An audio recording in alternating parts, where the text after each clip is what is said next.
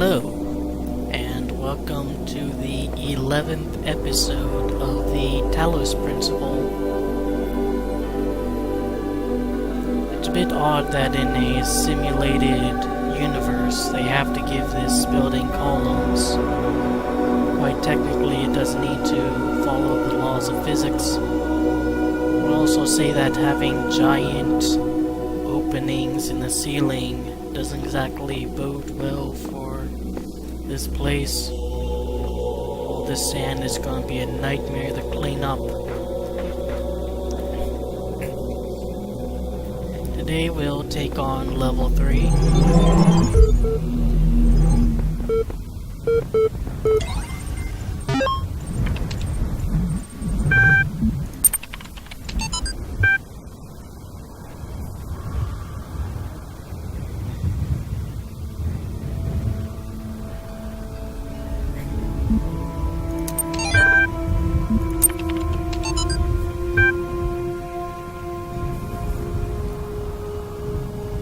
Is a man without a shadow who is not anchored in the world? A vampire?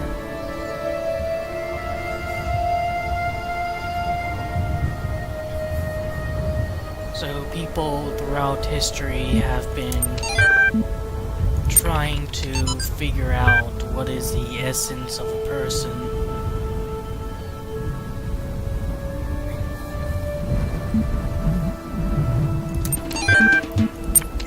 Even today there's a bit of debate, and that's sort of what I want to touch upon with today's discussion.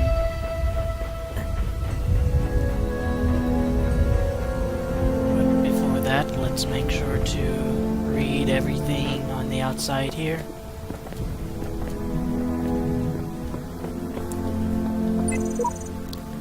Theory.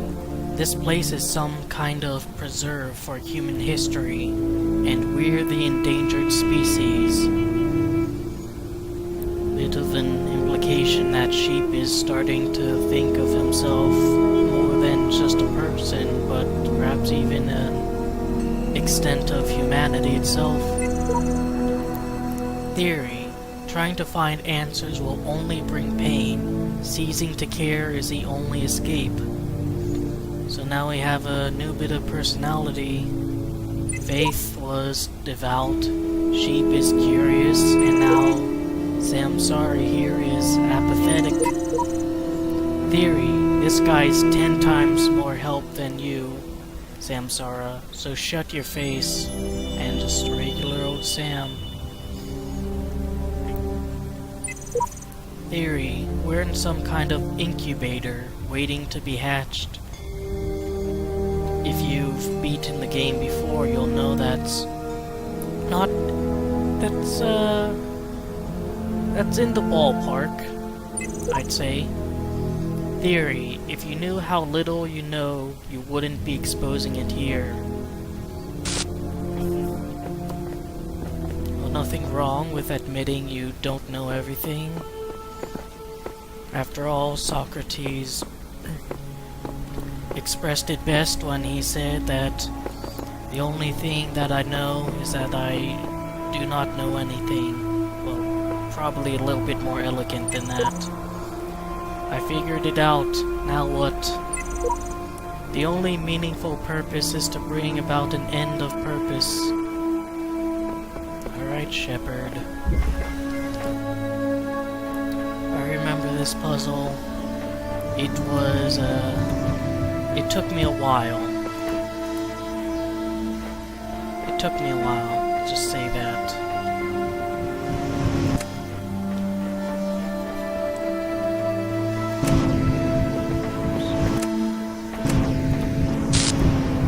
So, what exactly constitutes as a person?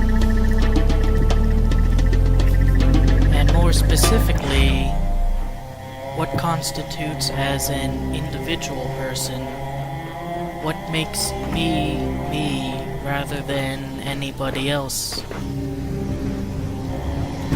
That's a question that has been asked throughout all of history, and even today people are a bit stumped on it.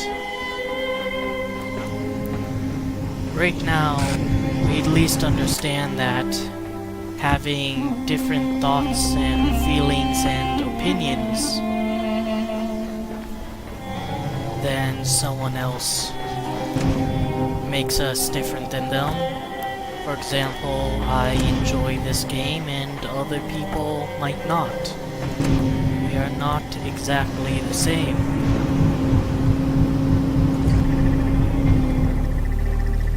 But you can come across two very similarly opinionated people without getting to know them super in-depth. You can almost be convinced they might be the same person.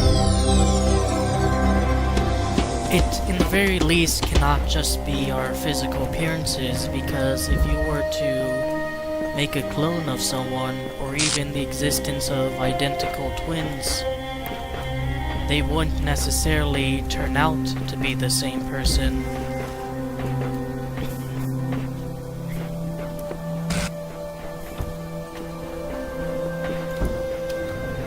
It is, therefore a bit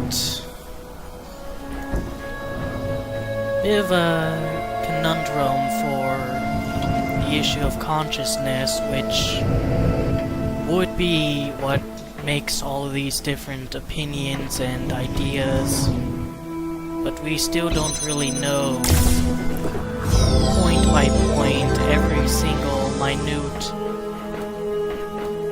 bit of how it actually emerges. We know it comes from the brain, but what specifically causes it is still a bit of a mystery. I forgot about this terminology, so I apologize.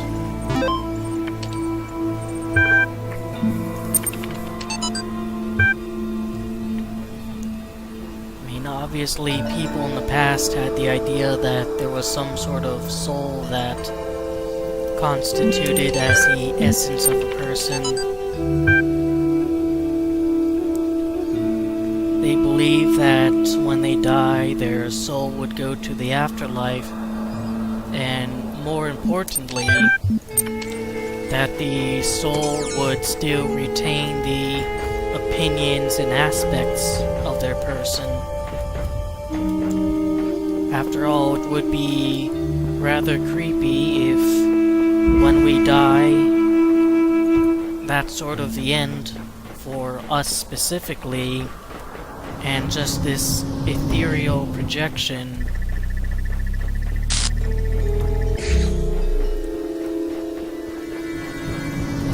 remains. After all, then it wouldn't really be you. I'm stupid. I forgot how to do this.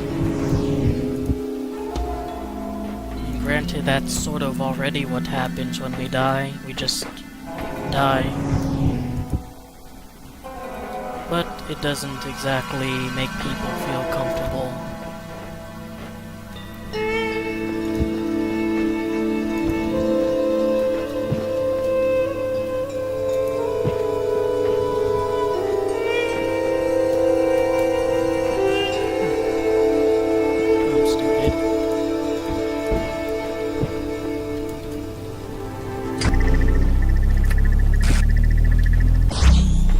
I have a feeling you're supposed to do this one first, since it's a lot more lenient than the other puzzle.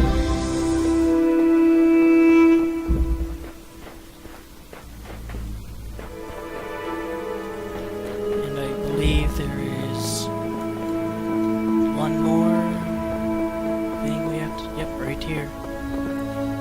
We're already getting through this episode pretty quickly, and I'll admit, I don't exactly have too much to say on the matter of consciousness.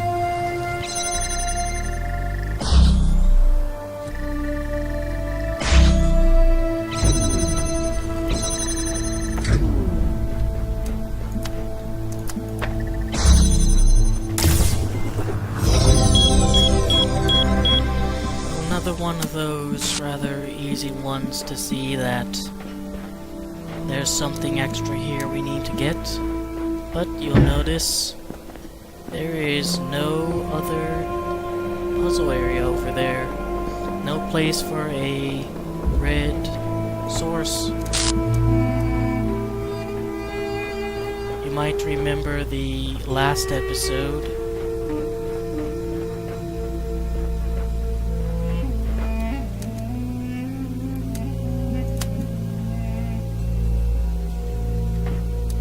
Actually, I don't think that's connected to the last episode. That's just part of one of the other puzzles.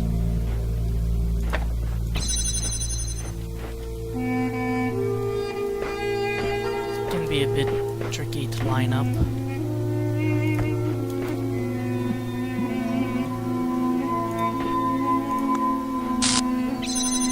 Just barely makes the wall.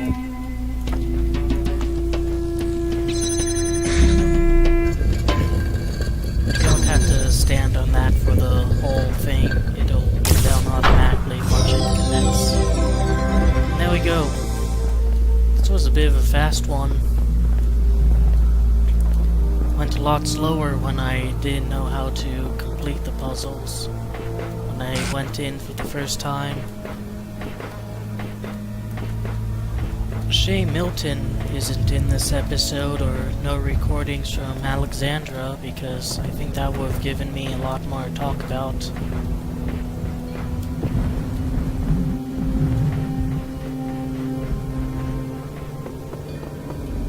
But a short episode is still an episode.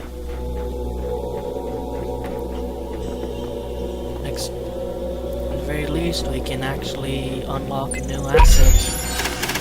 So it's not all for naught.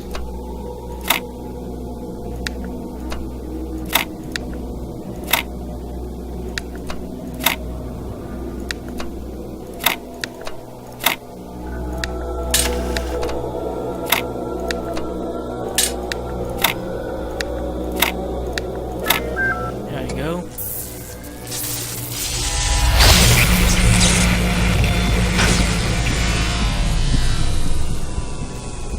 Some sort of terminal from the looks of it.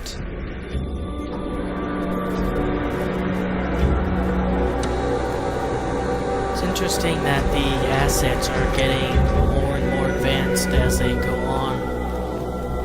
The first thing we unlocked, if you remember, is a box. Literally just a box. Then we unlock some crystal that redirects laser beams. Then we unlocked a fan, the proper machine, and now we've unlocked something that really looks mechanical.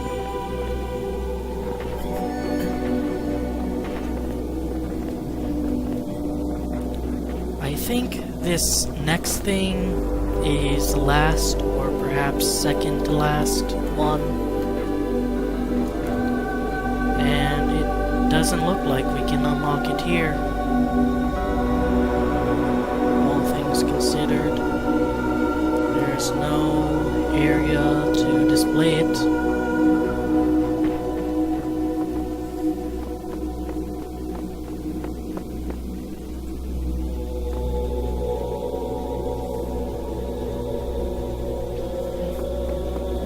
Well, that sums up about everything for this episode. The next one is going to be a bit more interesting because I do have a topic for it that I want to discuss. But until then, thanks for watching.